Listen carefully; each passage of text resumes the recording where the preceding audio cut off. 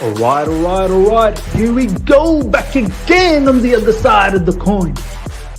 All right, welcome back to the other side of the coin, ladies and gentlemen. Back again with another live stream, the daily live stream. Yeah, I love it, man. Honestly, I love this. Is the best time of the day for me. I hope it's the best time of the day for you guys. I'm pretty sure you have other best times as well. But honestly speaking, after a hard days of work, you come here, have dinner with the family, and you enjoy this 30 to 40 minutes, whatever it is, with you guys talking about the club that we love so much. It is honestly fantastic. Now, today's topic, ladies and gentlemen, Mykhalio Mudryk is apparently on a mere 97,000 a week. When I say a mere 97,000 a week, that is still a lot of money, of course, for us. But in the grand scheme of things, in the scheme of how players generally get, the level of wages that they do get, this seems quite minute, not as extravagant as some of the wages that we've been hearing, which is great. I've got it in the title: no more huge salaries. Now, I know a lot of people will say that Koulibaly's on high wages. Miz, what are you talking about? The new owners came in and they got in Koulibaly. He's on big wages. Look, as I've always said, I think last summer, as many blunders as we have made under the new board, I think it's important to always point out that was their rookie particular window. Them coming in and trying to understand what's going on. Very difficult to get a grip of everything. But hopefully now, with the new technical director and the head of recruitment and so on and so forth, all the different personnel that we've got outside of football, hopefully now we're going to start seeing a more streamlined approach. Recently we saw a tweet from different journalists have been tweeting this, saying that the new owners, the board, are looking at perhaps giving smallish or maybe basic level of base wages, and then look for bonuses, performance bonuses to enhance the wages for the players. And then basically what that means is you're going to get a decent base wage, but if you really want to earn the creme de la creme, if you really want to earn top echelons, the wages of the top echelons, then you've got to perform. So look, what does it mean for people who are already on high wages? What does it mean for people that have got contract extension negotiations coming up very, very soon? We're going to talk about all of that. We're going to talk about, obviously, the Modric, 97,000 per week. Arsenal Football Club, they're going around saying he's getting 200,000. I think initially when it was first sort of chatted around, Chelsea were looking at about 120,000. That was the tweet that was going around from a Chelsea perspective. So we'll talk about all of this. Apparently, Modric is getting paid less than Odoi and Ruben Loftus-Cheek. And we'll talk about this as well. I think a big factor to this is the fact that we paid a lot of money for the transfer. So we'll talk about the amortization, why Bowley is looking to, hand out longer contracts, and why the necessity to reduce the base wage. So yeah, ladies and gentlemen, 150 of you guys are live already. Thank you so much for joining. Smash the like button. Let's get those 26 likes to all the way to 100 likes. It's very easy because we've got a lot of people already here. So let's smash the like button, get those likes up. And if you're here for the first time, subscribe. And do you know what? I want to share something with you guys. And hopefully you guys can help me out with this. Look, my long-term target would be to do this on a full-time basis. Honestly, I love spending time with you guys. I would love to do this on a full-time basis where I get to talk about football non-stop, not only cover Chelsea, but cover all related other, footballing matters all throughout the day for you guys. And basically, yeah, maybe one day have my own studio, this, that, the other, and really make it interactive for you guys. Hopefully even be able to have, some of you guys come on the channel and have conversations. So look, for that dream to ever happen, please, need you guys to smash the like button, need you guys to really help out the channel. And as I said, subscribe. Want to chase towards 20,000 and then hopefully progress even higher and higher. As Ryan saying, one day, inshallah, brother, inshallah, honestly, one day. But yeah, ladies and gentlemen, thank you so much for joining. Now, let's get stuck into this. And also, the other thing that we're going to talk about is Chelsea aiming to get about 1 billion revenue. That is the aim. So, look, ambitious owners. I know it's been a topsy-turvy roller coaster ride. I've been up and down as well, so much like all you guys as well. But this is what it is. It's an emotional game. It is an emotional game. It's the best time for memes. It's basically my lunch break. Perfect. And I saw Tim as well. I look forward to your stream every night at work. I know he said streak. I hope it's not stream. He did mention. I really appreciate it, Tim, man. I'm so glad and blessed as well that I can have this type of impact on individuals all around the world, which is brilliant. Okay, ladies and gentlemen, let's get on this Madueke news. I think the latest I covered in my previous video. I think there was a bid for 30 million euros that's been rejected by PSV. So watch this space. Maybe something might happen. All right, first up, ladies and gentlemen, this is where we're going to start from. Mykhalio Mudryk is on around 97,000 a week at Chelsea, less than the likes of Hudson, Odoi and Loftus Cheek. Now, so many things to talk about in this particular aspect. First of all, I am so glad. You know, this particular player under the old regime, as soon as he comes in, he's probably on 250,000. This is what we did with Kai Havertz. This is what we did with many players. Romelu Lukaku. This is what we did with Timo Werner. This is what we did with Kepa. This is what a ridiculous amount of wages. We need to bring that wage scale down, the base scale down, and then work from there and really focus on performance bonuses, man. I am sick and tired of players just earning a living at Chelsea Football Club. Earning a living. Ross Barkley, how many seasons did he earn a living? Do you know what I mean? Who's the other brother? Danny Drinkwater. Then you've got Bakayoko. I know Bakayoko has been thrown around here and there, but I'm pretty certain some form of wages we're paying as well. Ruben Loftus-Cheek. So many more. So many brothers in this football club have been stealing a living. And I'm glad that we're taking the approach where hopefully the base salary will be less and it will be heavily reliant on bonus performances. Now, a couple of other things that people let me just bring this up again. A couple of other things that people are sort of thinking, why like, obviously Arsenal Football Club, they thought there was 200,000. As I said initially, the reports that was flying around in Chelsea was it was 120,000. I think the approach here is that, look, Mykhalio Mudryk cost us a bit of money, right? He's definitely cost us a bit of money. 100 million euros apparently, but obviously 30 million in add-ons. So 70 is the upfront, which will be paid in, over the. There's a particular payment structure. I don't know exactly what the structure is, how many installments and whatnot they're going to pay with Shakhtar, but there is a better structure. We're not paying the whole 70 million upfront, and the 30 million is add-on based on us winning, the Premier League and the Champions League and so on and so forth. Now, when you pay that level of transfer fee, it's very hard to then, on top of that, also pay large wages, because you got to look at the entire cost, right? You got to look at the wages and you got to look at the transfer fee across the contract length. And I think this is one of the reasons why Todd Bowley and the new board and the ownership and everyone are looking to hand out players a longer term, a longer contract, because it helps us with amortization. Do you know what I mean? So, 100 million for Modric. Well, let's say 100 million, because hopefully we win a Premier League over the course of Modric's contract. And when you spread that out over 7.5 years, plus with one year option as well, it doesn't seem that much. And then when you have a wage of 97k per week, it really brings everything into perspective that, do you know what, this was actually a pretty good deal. So unlike other players where you have Kai Havertz, I think it was something about 72 million pounds, and then on top of that, Kai Havertz is on hefty wages. So all up, Kai Havertz's cost, his fixed cost, is quite expensive.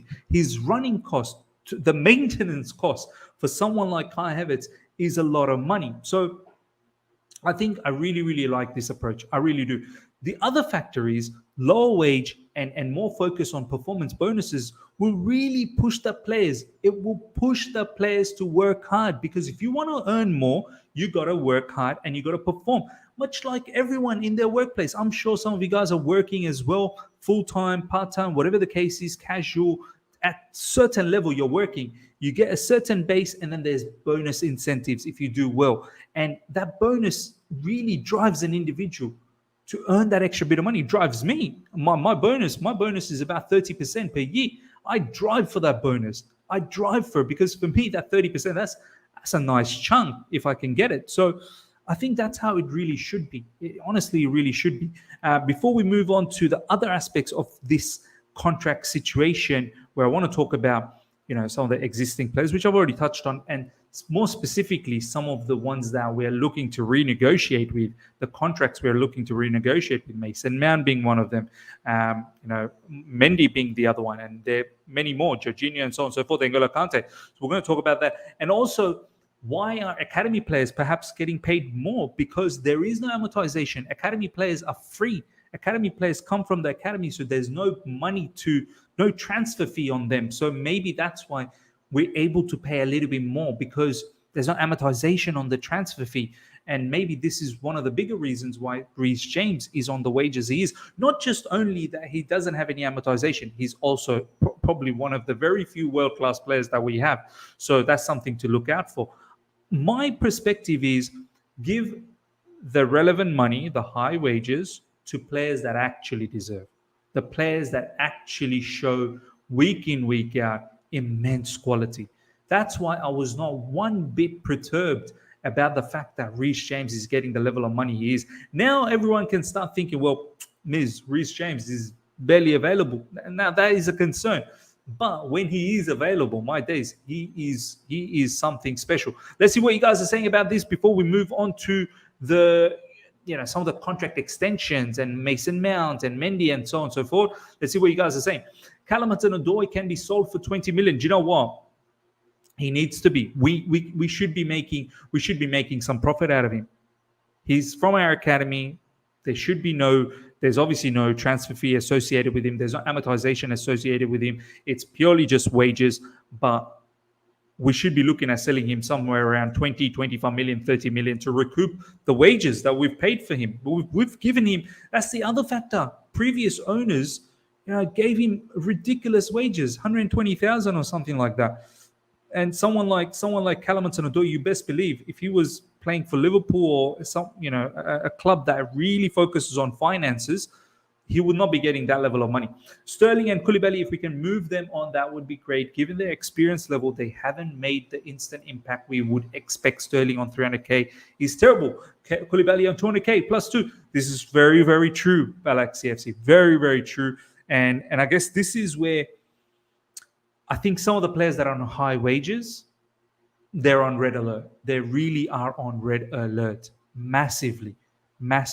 Sterling cost us about what? 55 million pounds, something around that, maybe 50 million pounds. On top of that, 300k wages per week. That's a lot, man. That's a lot of money. He better deliver. If Sterling doesn't deliver, and look, as much as I like Sterling a lot, I really do. I like Sterling a lot, and I don't want to lose all of this experience. Sterling brings experience as well. Next season we're going to potentially have a very young attack that could be, inexperienced. Someone like Sterling is good to have, obviously, no doubts about that. But that level of money, we expect you to perform nearly 90% of the time. Nearly 90%. Because if you don't, that kind of money starts looking stupid. Same with Koulibaly. Now, a few people are saying, what about Cuckoo? Exactly. Yeah, mistake to pay that level of money, 62 million. But I'm not still giving up on Cucurella. Cucurella, for me, is a top quality left back. Did we overpay? I think we have. But I don't know exactly how much Cucurella is on in terms of wages. But yeah, look, he may be on high wages. As I said, the owners, when they first came in, the first window, that summer window that went by a couple of months ago, last year, I don't think, as I said, it's a rookie season. It was a rookie window for them. They've learned hopefully a lot, and looks like in recent times the way they're thinking about finances, that they've learned. And I think it's got to do with the new people that have come in as well. Kukureya's on 150,000. See, that's probably a lot. That's probably a lot. I highly doubt he was on that level at Brighton. I don't even think he was half that amount at Brighton. So, yeah, I'm glad that the new personnels have come through to Chelsea Football Club in the likes of Christopher Vivell, in the likes of Paul Winstanley, in the likes of Anthony Lawrence and whoever else, all the other people. I think they will help shape exactly how the finances need to be done at Chelsea Football Club, and they'll ensure that, you know, even if a player ends up flopping at Chelsea Football Club, that we don't get hurt massively financially. This was one of the massive issues with the previous regime, and we do need to rectify that. Balak CFC, 50 million plus 300k for a declining Sterling. I'm sorry, this is why I can't forgive TT for some decisions. It was obvious he was never going to go do anything here, and now we could be stuck with him. Look, I mean, TT doesn't decide on wages, right? He wanted Sterling. Sterling's not a bad player. He doesn't decide on wages. I'm pretty certain TT doesn't go up to the board. Apparently, Thomas Tuchel didn't even have a proper communication. Look, I don't want to keep bashing Thomas Tuchel, man. Every time we talk about anything, you know, related to Chelsea Football Club in recent times, everyone wants to bring in Thomas Tuchel. Like, I don't want to bash this particular manager. Honestly, it hurts me because he's given us a lot of stuff. Has he made some bad decisions? Of course he has. But in regards to wages and whatnot, I'm not blaming Graham Potter for any of the wages or any of the terms that we're doing right now. Graham Potter doesn't deal with that kind of stuff. He just gives it a yes or no whether you want to play or not. He'll give his assessment. He'll give his recommendation. I think Thomas Tuchel did the same thing. I don't think Thomas Tuchel ever said to the board, hey, give Sterling 300k. Our fan base has no patience. We can't sell everyone. Of course we can't. Of course we can't. But I think very soon we're gonna have to sell a few. Felix Mudryk, new mid, will unlock the city's Sterling, so there is no reason to sell him. Plus, he's HG. Yeah, man. I've always said you got to surround Sterling with some quality, man. Look at the quality he had at Man City. So you know it's not. It's not that wild to say that he needs the quality here. People turning on Sterling looks like I was right. Oh man, you're a bad man, Marsha. You're a bad man. TT been linked to Tottenham. Do you know what? Once again, this is coming from Nizar Kinsella. I don't know how this guy knows anything. I honestly don't know how Nizar Kinsella will have any links to Thomas Tuchel or any of his entourage to know whether he would be interested in Tottenham. Like, he may be, but how does Nizar Kinsella know this? Nizar's got nothing right recently. He's got nothing right. We can have an excellent midfield with youngsters like Andre Santos, Kani Chukwuemeka, Zakaria, Cesar Kasedi, Casadei, however you pronounce it. And some of these names are so difficult to pronounce. Okay, let's have a look at what this is saying. Ms. Anmol, for this, thank you so much for this comment. Ms. Apparently, FFP is going to get stricter from 2025. That is another reason why owners are pushing hard for these transfers, since it'll be hard to inject so much money into the club after. Now, of course, but there is something in regards to this as well. There is something in regards to this, Anmol, which we are going to touch on very, very soon. Let's go and have a look at some of the other comments in regards to this Modric situation. Bahdad Egbali and Paul Winstanley delivered over 8 to 10 hours of presentation and talks in a bid to convince Modric to join Chelsea. They argued that they would have more competition against Martinelli and promised him a key role in Potter's team, which is fantastic to see. Look at this. This is quite interesting. One fact that may raise some alarm bells for Chelsea fans is that a rival Premier League club made some background calls about Modric and did not receive rave assessment. I wonder which rival Premier League club has reached out to Shakhtar and Shakhtar didn't give them a proper assessment. Maybe Shakhtar was trying to play the bluff game. Maybe Shakhtar was trying to put aside this rival club so that the focus can be on Chelsea. Look, as far as I'm concerned, I see no reason why Mudryk can't shine at Chelsea Football Club. Attitude-wise, yes, he's a young kid. This is where Graham Potter's man management will come into play. This is where, I think this is another reason, lower wages, 97,000 per week, which is still very insane and very, very high from our perspective. But from a footballing perspective, it's low. I think this is why wages like this will keep players grounded. Do you know what I mean? Young players grounded. When you start throwing insane amount of money to young players, it can manipulate with their mind a lot. So I hope he's humble. I hope he works hard, and I hope he stays humble. And if he has foul attitude, I'm pretty sure Graham Potter and this board, the new ownership, will not appreciate that, and we'll part ways. And this is why we've protected the contract as well, long-term contract. If other clubs want to come and buy him, you're gonna have to pay a hefty amount of money. And if you've got poor attitude, well, you're stuck with 97,000. You're stuck with 97,000, and you're not gonna get those performance bonuses.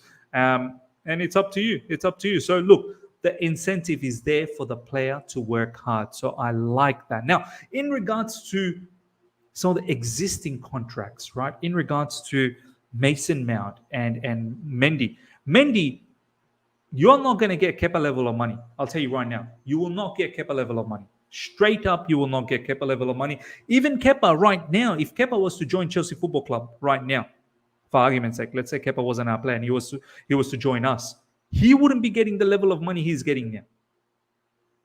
So Mendy, I'm a bit worried. I think Mendy will have to be moved on. And I'm also worried what is going on with Mason Mount's contract negotiation. Why is this taking so long?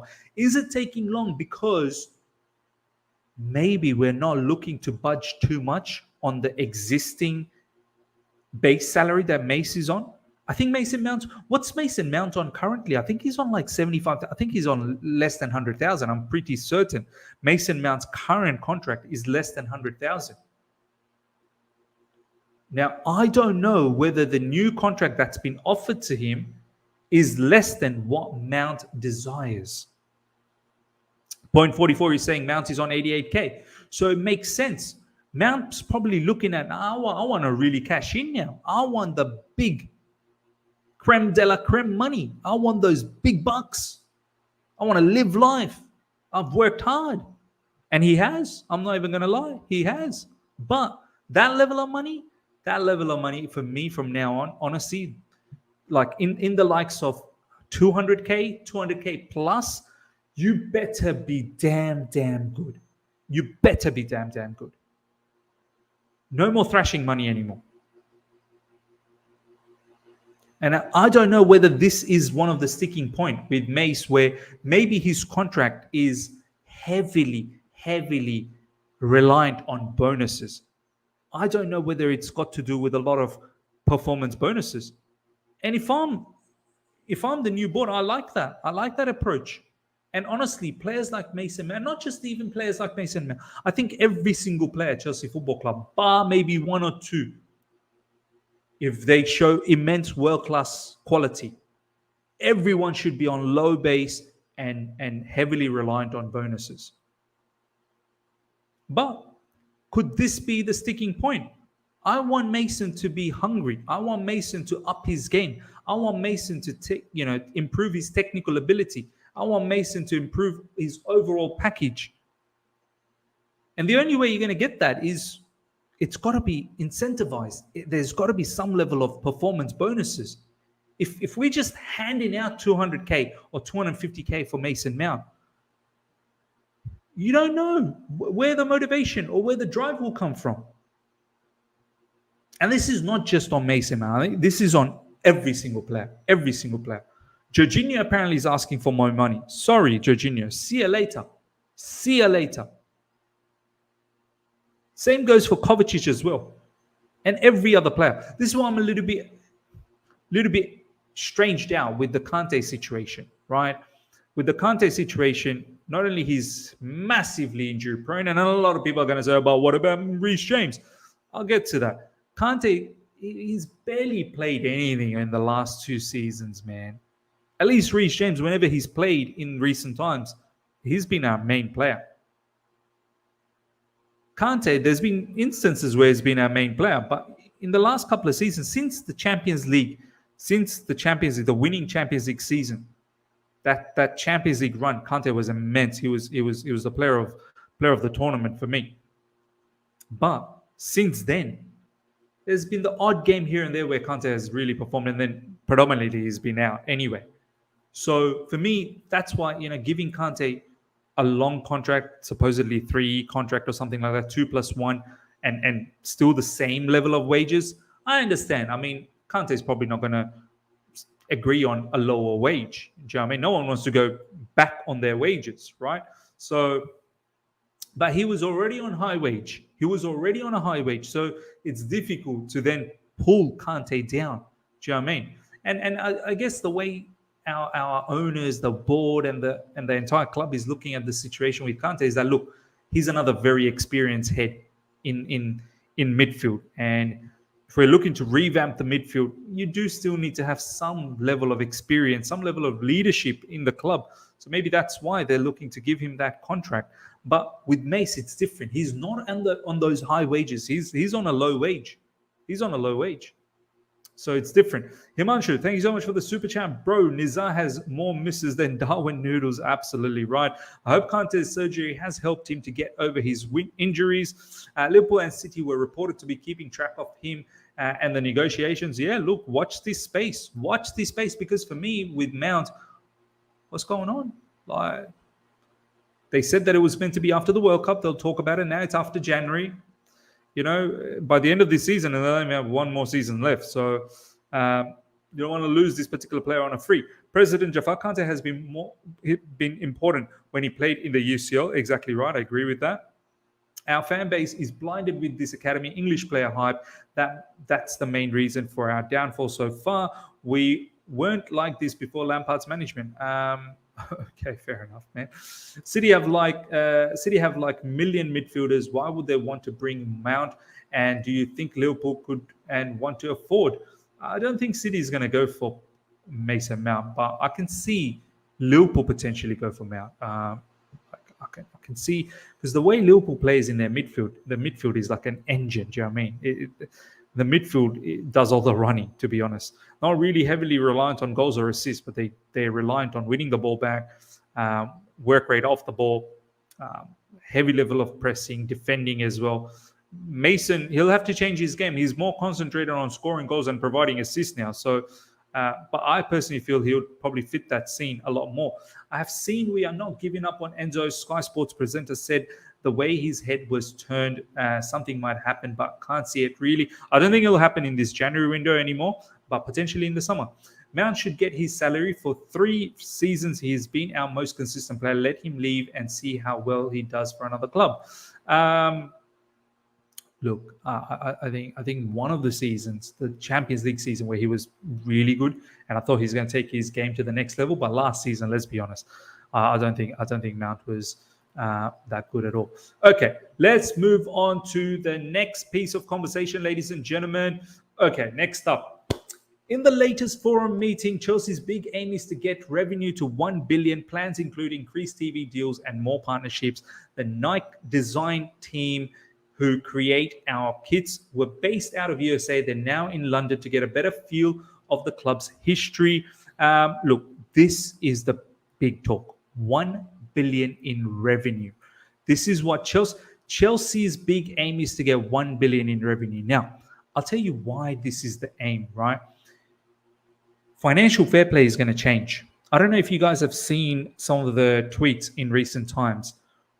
Financial fair play moving forward, I think starting from next season, is going to be heavily reliant on how much revenue a team makes, and then also based on how much rolling profit or loss that you have. You cannot have 3 years worth of rolling losses. You can have a 1 year's worth of rolling loss. You can have a second year worth of rolling loss.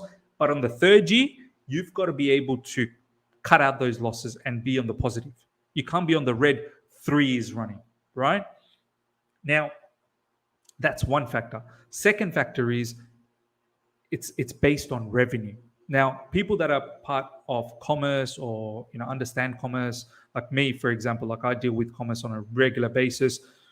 Revenue and profit are two different things. Revenue is your sales, how much money you're actually turning over, how much are you selling, and profit and loss is after expenses. After revenue minus expenses gives you profit and loss. So people mistake this concept massively when they talk about finances. Many people talk about finances. Honestly, they're not even qualified for me as well. Like, I don't think I'm qualified for it, but at least I understand the basics of it. So two things, as I said, losses. Chelsea cannot have, or not just Chelsea, any club under the financial fair play. I think this has been how for many years anyway, but moving forward as well, you cannot have 3 years running worth of losses, and moving forward, it'll be heavily, like, how much you can spend will be heavily reliant on how much you earn. So Chelsea trying to aim 1 billion, there's a reason, because I think from next season, you can only do up to 90% of your revenue. You can only spend up to 90% of your revenue. And that's inclusive of transfers and all other fixed expenses that a club has, wages, this, that, the other. I think the season after, that 90% goes to 80. The season after that percentage goes to 70. So eventually enough, if a club is earning less amount, you're potentially left with less amount of money to spend. So let's say Chelsea's earning about, I don't know, I'm just putting a number out there for argument's sake, £100 million.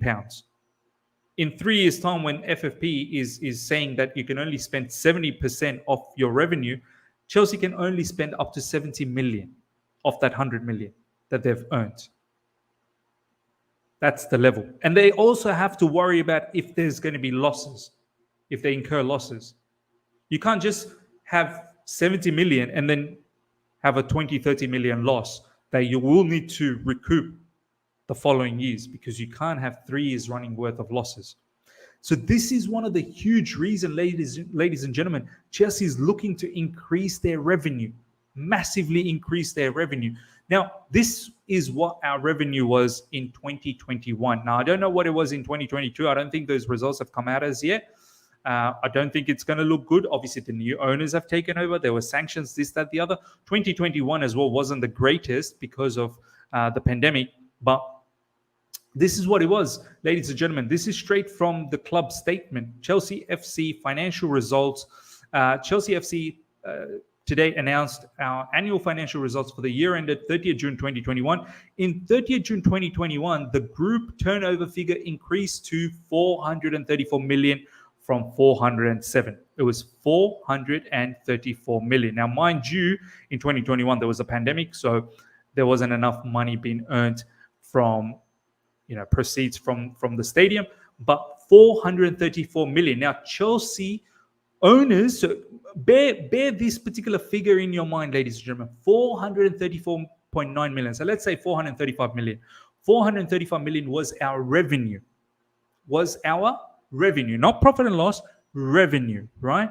And based on that, as I said, the percentages, that's how much we can spend later with the FFP that's kicking in.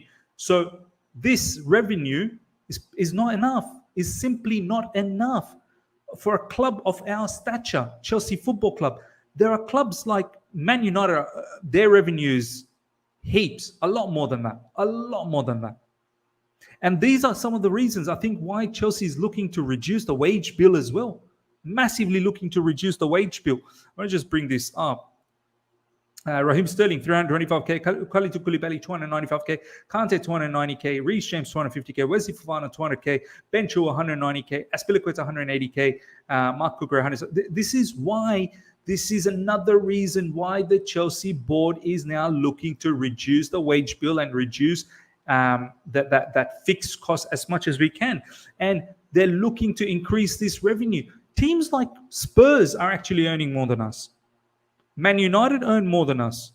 Liverpool earn more than us. Man City earn more than us. So you can understand why Chelsea owners and the board are looking to aim to get 1 billion. Can you imagine if we start having sales around 1 billion? We are going to be super, super crazy clubs, man. We're going to be a superpower of a club. And how they're going to do this? How will the new owners will do this? The new board and everyone, coming together, reduce wage bill. Be smart with your contract negotiations. Look at this: increased TV deals, more partnerships. You'll start seeing many logos all around Chelsea jerseys from now on. You'll see many different partnerships. The Nike design team, our sponsorship with Nike. I like the way how the owners are operating from this sense, from a commercial sense. So hopefully they can bring all of this into fruition. Obviously, the redevelopment of the stadium is much needed. A club of Chelsea stature, Chelsea stature needs to have a minimum 60,000 stadium capacity. Minimum. The stadium capacity is the problem, huge problem. But you know what? Let me tell you something, Mohammed. Revenue earned, and this is where some of the local fans, the so-called, I suppose, match going fans are very important. There's no doubt about that. You need the match going fans to create that atmosphere, to create that vibe, to support the team and the club, no doubt. But you know what? In essence, the proceeds earned from the sales of ticket in the stadium is a small percentage of our income. It really is. I'll tell you right now. I'll show you right now. Check this out. This was in 2021. Both match day revenue of 7.7 million because of COVID, and commercial revenue of 153.6 million. And commercial revenue is worldwide. That's global, right? Now, obviously 7.7 million, that's low, and that's due to COVID. But this is what it was in 2019, 2020, 54 million. So the stadium revenue is not a huge factor. It really isn't the huge factor. The biggest factor is commercial revenue. Commercial revenue in 2019, 2020 was 170.4 million. So in essence, yes, we do need to redevelop our stadium. There's no doubt about that. We do need to increase our income from the proceeds of match-going fans. But at the same time, I think perspective needs to be brought that that's not the hugest income. That isn't the hugest income. This is the most ambitious target we've needed. This increase for ages. If they can even get it to 600 million plus, that would be incredible. Stadium upgrade and selling naming rights of the stadium would help. 100% agreed. 100% agreed. We need a 60k capacity stadium. Yes, we do need that. There's no doubt about that. Spurs earn so much from match day revenue due to the facilities they have made in the stadium. Honestly, Lever has done such a good job of the pitch. Spurs actually have a big capacity to spend. Do you know what? They earn approximately about 100 to 120 million just on proceeds of tickets, which is double us. Do you know what I mean? Like, a club of our size should not be overtaken by Spurs with match day revenue. Like, that's mad. That actually is mad. Todd B about to negotiate 2 new jersey sponsors, and they will be very lucrative with his commercial connections. 100% agreed. Which is great. Atrocious business. We need good business. I think Mudryk will come good. 100% agreed. Anmol, so ticket sales isn't the only way stadiums make revenue. Shop leases, events, and other stuff is a huge factor as well. Tottenham make a lot of revenue from events and hosting NBA matches. Absolutely right. Absolutely right. And this is where we need to get innovative. Honestly, this is where we need to get innovative. Look at what Barcelona is doing. You can hold weddings at Camp Nou. You can actually hold weddings at Barcelona's ground. You can hold personalized training sessions in Barcelona's ground. You do have to get innovative. You have to get innovative, and you got to be able to make money however you can, to be honest. That's the idea. Himanshu, thank you so much for the super chat again, my man. Spurs also host boxing fights that also have massive, huge income. Huge income. So things like that obviously makes a big difference. If the capacity increases, the ticket price will also decrease, and it means more people could afford that. Absolutely. I don't know whether the ticket price will decrease. There's always demand. There is always demand for Chelsea tickets. I'm not certain if the ticket price will actually decrease. If anything, I think the ticket price might even go up. All right, ladies and gentlemen, we're going to wrap things up. Over 460 live. Smash the like button. I hope you guys have really enjoyed this. I really enjoyed this conversation, trying to understand why the club is doing certain things with finances, trying to understand our aim in regards to revenues. Yeah, if you've enjoyed this, smash the like button. As I said, more than 460 people. Let's get those likes up to 200 if we can. And if you're here for the first time, subscribe. Let's run towards 20,000 subscribers. Once again, thoroughly enjoyed this conversation, this discussion with you guys, picking up all the comments as I go along. Until next time, ladies and gentlemen, I shall see you guys later on UK time tonight. As I said, maybe hopefully before the game, the Man United game against Crystal Palace, or maybe just in halftime, I might squeeze that video in regards to the latest Chelsea news. Upcoming is going to be All You Can Eat Chelsea, so do look out for that. Hope to see everyone over there. Till next time, see ya.